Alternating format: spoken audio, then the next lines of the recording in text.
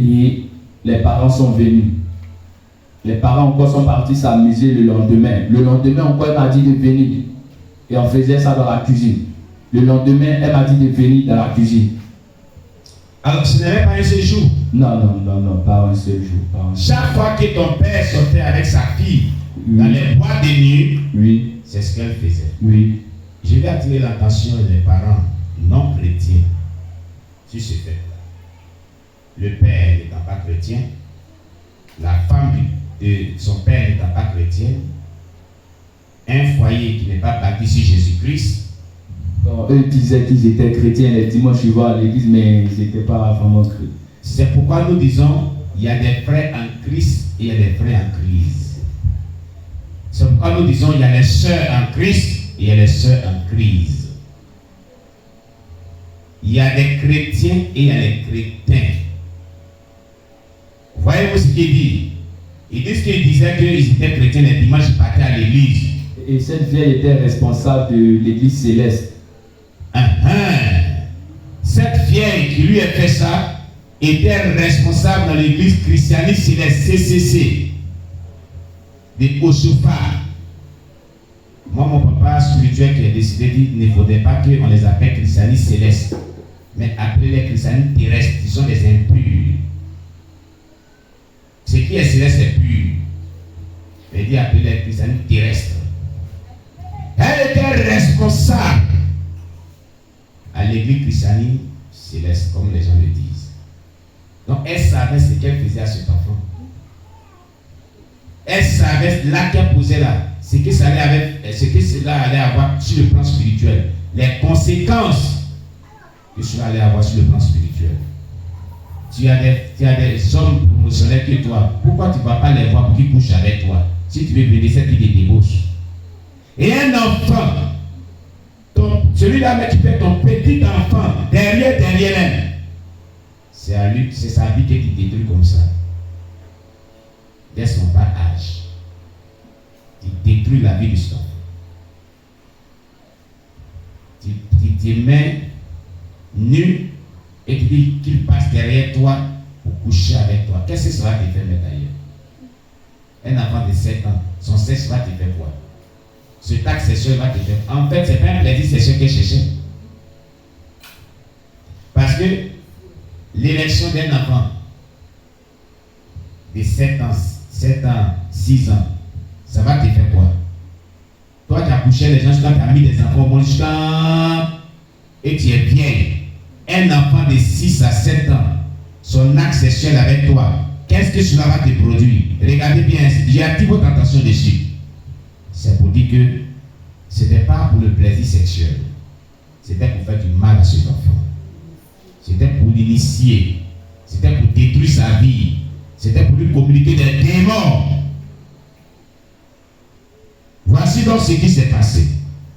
Et cela se faisait chaque fois que son père et la femme de son père partaient en boîte, sortaient. Des chrétiens qui vont en boîte, ce ne sont pas des chrétiens. Ce n'est pas une famille chrétienne. S'ils étaient des véritables chrétiens qui craignaient Dieu, chaque soir, ils allaient prier, ils allaient savoir qui était sa belle-mère, son père allait savoir qui était sa belle-mère. Parce que ça, c'est un acte de sorcellerie plus élevé. C'est un acte de sorcellerie. Ce n'est pas autre chose, mais c'est la sorcellerie marine. La sorcellerie marine veut dire la sorcellerie qui provient du monde sous-marin. Une pratique de la sorcellerie marine. Continue. Et cette femme, cette vieille, enfin, comme l'avait dit, c'est une sorcière. C'est une sorcière véritablement. Pardon? C'est une sorcière quoi. Parce qu'à la longue, voilà, elle a été exposée. Mais je vais rentrer là-bas encore pour développer. Amen. Voilà. Et vraiment, je tiens aussi vraiment à exhorter les parents. Ne vous fiez pas à l'apparence. Parce que la Bible nous dit que vous aurez pour ennemis les gens de vos maisons. Et il faut toujours demander vraiment l'identité spirituelle, même de ton propre papa, même de ta propre maman. Sinon, au moment que tu vas te rendre compte, c'est ton propre papa qui t'a vendu, c'est ta propre mère qui t'a vendu. C'est ça. Oui. Ce niveau est trop lourd. Dans celui-là.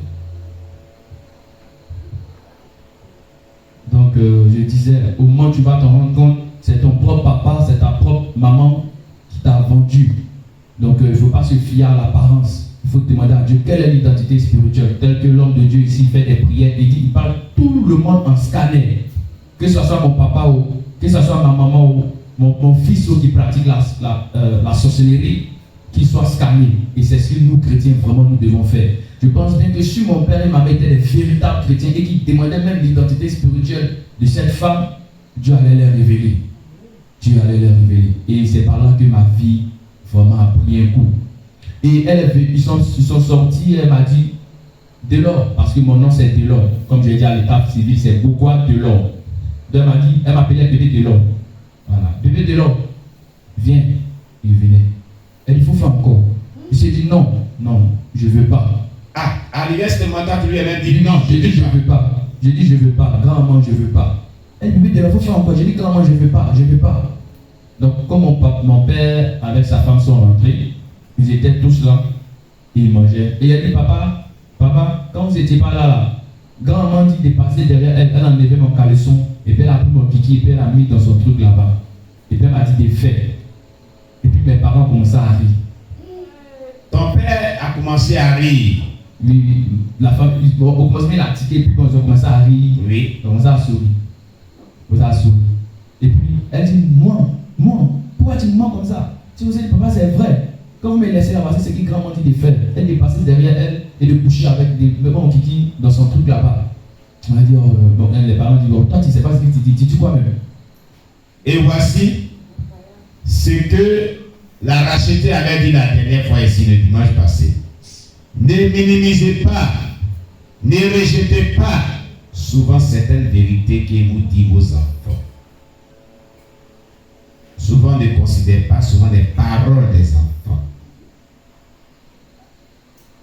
Ils n'ont pas considéré ces paroles, ils n'ont pas pris ça au sérieux, alors que l'enfant était en train de leur dire la vérité.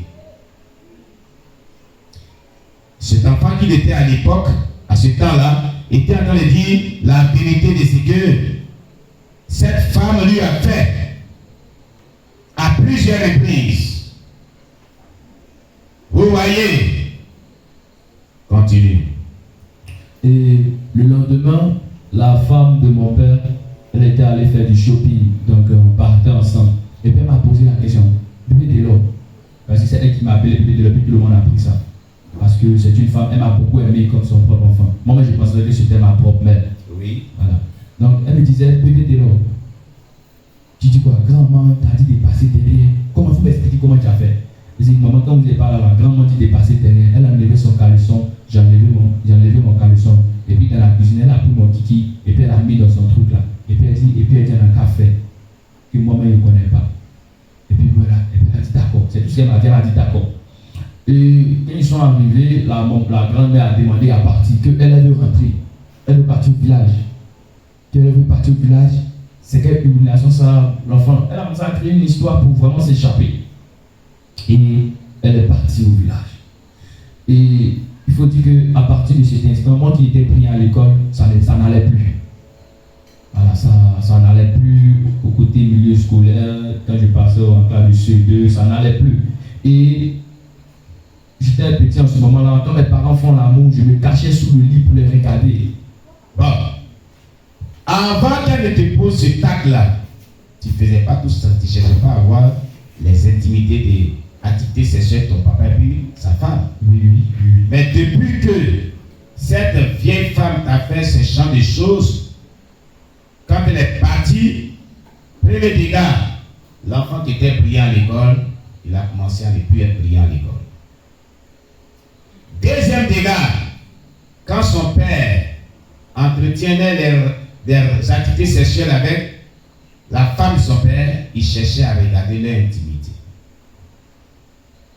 Or, bien avant tout cela, il n'avait pas ce genre de réaction.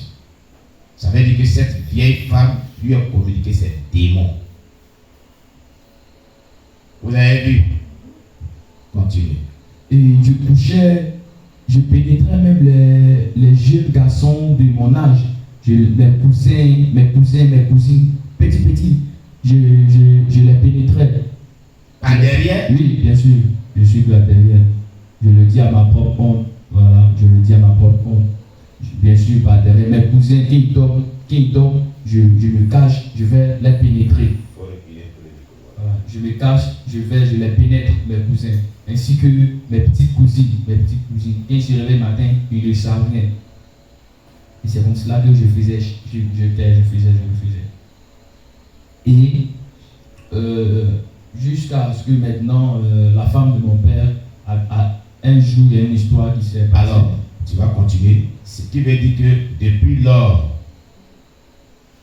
ça a amené dans ta vie une vie de débauche, de sodomie. Sodomie de tes cousins, des petits cousins, les sodomisais. Voilà comment ça a commencé. Sodomisait les petits cousins. Voilà ce que cette vieille a engendré dans sa vie, a envoyé dans sa vie. Vous voyez comment les gens peuvent détruire la vie d'un enfant en un rien de temps. Une vieille femme. Une vieille femme. Continue. Et même, il y avait une de mes cousines qui était grande, ou même là, devant moi, même, ils ont couché avec elle. Et puis ma cousine me disait, Delors, viens faire aussi. Et puis bon, moi j'attrapais même ma cousine, j'étais petit, je l'attrapais, tout ça. Delors, viens faire aussi. Et les gens couchaient avec elle. Oui, devant moi. Comment est-ce que toi tu t'es retrouvé là? Bon, parce que c'est ma cousine. Sa maman avait voyagé, elle était tous dans le même quartier. Donc sa maman avait voyagé et moi je suis allé. Donc quand je suis allé, j'ai vu le gars, il était là. Le gars, je le connais bien, c'était un grand frère du quartier. Donc c'est avec son petit frère. Donc on était ensemble, tous dans la chambre, nous quatre. Donc son petit frère est sorti. Donc quand son petit frère est sorti, c'est moi, j'étais là avec le gars, les trois. Et puis ils ont commencé. Et moi, le gars, il s'efforçait. Moi, j'attrapais le gars, j'attrapais ma soeur. Et puis, bon, ma soeur montait sur lui. Bon, ils ont eu des rapports devant moi-même. Et puis, elle me disait, Delors, viens faire aussi. Et ta cousine a te dit, Delors, viens faire aussi. Oui, elle était à ce moment-là en classe de première terminale, je pense bien. Une fille de première terminale? Oui.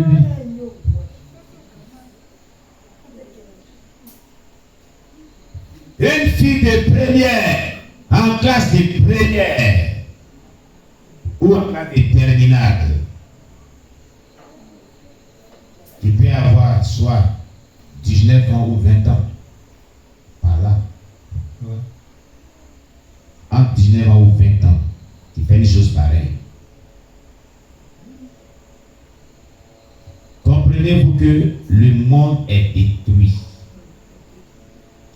Et le diable travaille au milieu des enfants et des jeunes gens. Cette maman vieille là était une sataniste. Christiane Thérèse sataniste qui est venue pour semer une graine, une sémence dans la vie de cet enfant, afin de détruire sa vie ainsi. Continue. Donc, et après, je suis allé à l'école, je suis allé en classe. Donc, j'étais dans une classe où un peu tous ceux qui ont l'argent venaient. Donc, il y avait une jeune fille qui était en France, qui est arrivée en classe. Donc, la jeune fille qui a quitté en France, elle est arrivée en classe, on l'appelait la nouvelle. Pendant sur un sur deux par là, bon, je sais pas, elle n'est pas bonne de voir. On l'appelait la nouvelle. La nouvelle. Voilà, elle venait d'arriver. Donc, elle a mis son argent dans le sac. Moi, je n'avais jamais volé à l'école. Donc, elle a mis son argent dans le sac.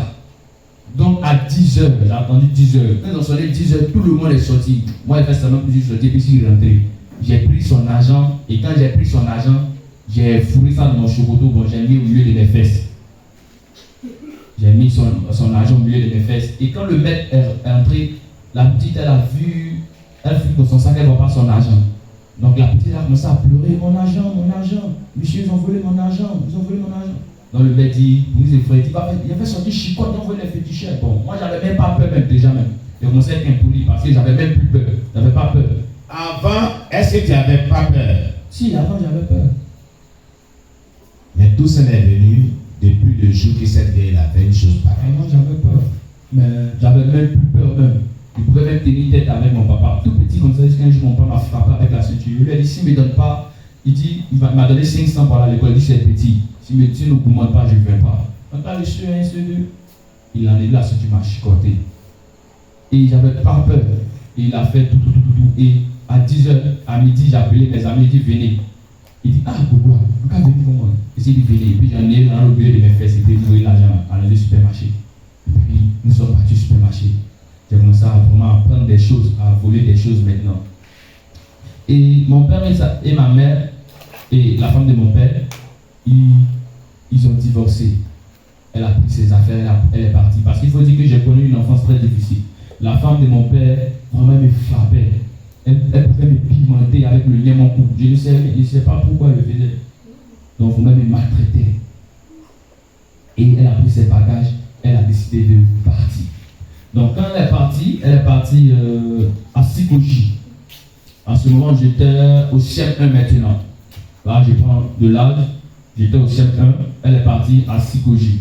Donc, elle est partie à Sikoji. Elle a dit à mon papa que vraiment, parce qu'elle ne fait pas d'enfant, cette femme ne fait pas d'enfant. Donc, elle a dit à mon papa que vraiment, de venir passer les vacances chez elle, parce que vraiment, elle m'aime comme son propre fils. Donc, c'est ainsi que je quitte mon père et je vais chez la femme de mon père.